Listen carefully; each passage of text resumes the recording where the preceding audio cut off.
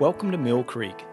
Here, in an area of Richland County located near Congaree National Park, lies the largest mitigation bank in all of South Carolina. The Mill Creek Mitigation Bank encompasses more than 1,300 acres of bottomland hardwood forest, freshwater floodplain wetlands, and streams, all of which has been preserved for future generations. But what is a mitigation bank, and why is it important? Wetlands are among the world's most productive ecosystems and are extremely valuable natural resources, serving essential functions for humans, wildlife, and the ecosystem. So wetlands actually have a variety of functions for the natural world and for people. We can think about them as nurseries for young plants and animals that then will move out into other environments. We can think about them as rest stops for birds who are migrating from South America, maybe to parts north as far as Canada every year. We can think about them as water filters, so they're filtering water. They also are storybooks, so they tell us about the history of the earth. It's an incomplete, fragmentary record, geologically speaking, but it's there. It's kind of written in the book.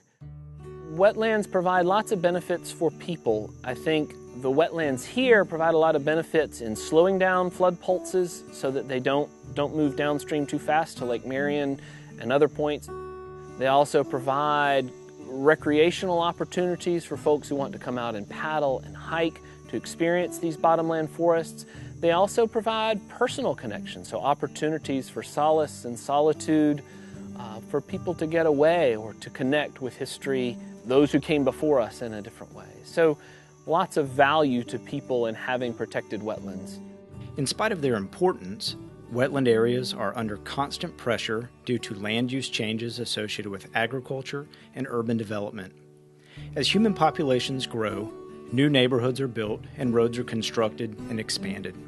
Sometimes these construction projects unavoidably impact wetlands. This leads to a need for mitigation. When you want to put fill in wetlands or streams, you have to go through the mitigation sequence, which is avoidance, minimization, and then compensation. Now, you have to avoid the impacts altogether as much as possible, and you have to show this in your application. And then you want to show that you're minimizing the impacts to stream and wetlands. And then you have to compensate for those impacts that are unavoidable and unable to be minimized.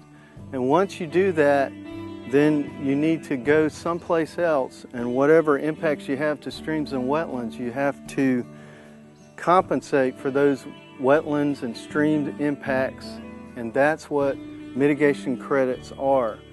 In short, wetlands and streams are restored, enhanced, and preserved to create mitigation credits, which are then used to offset wetland and stream impacts resulting from other construction projects.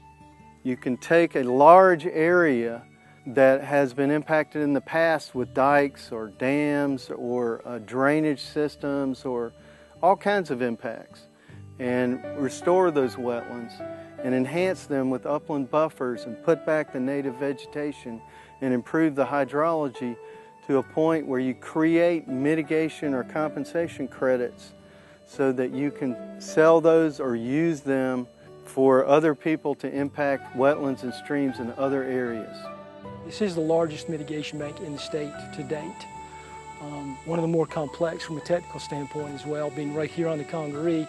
It is a bi-directional system. Depending upon what the Congaree's doing, you can actually see flow reverse from more normal circumstances from upland to lowland. It's a pretty cool system. At Mill Creek, engineers have removed culverts, dams, and other structures that impeded the flow of water, and they have constructed channels to restore water flow into the historical floodplain.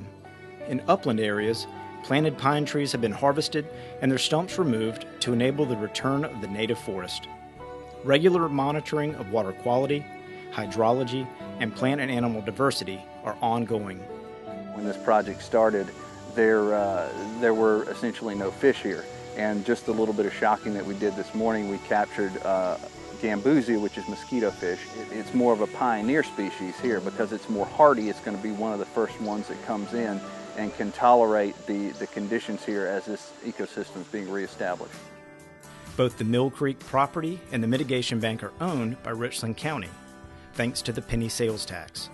Once the county started talking about their penny tax, it became pretty clear that they were going to need mitigation for all that road construction and other infrastructure. The existence of the Mill Creek Mitigation Bank streamlines the permitting process for future construction projects across Richland County. A specific example is the multi-million-dollar China Jushi project. Located on county-owned land at Pineview Industrial Park on Shop Road, the Mill Creek Mitigation Bank was key in getting this project approved.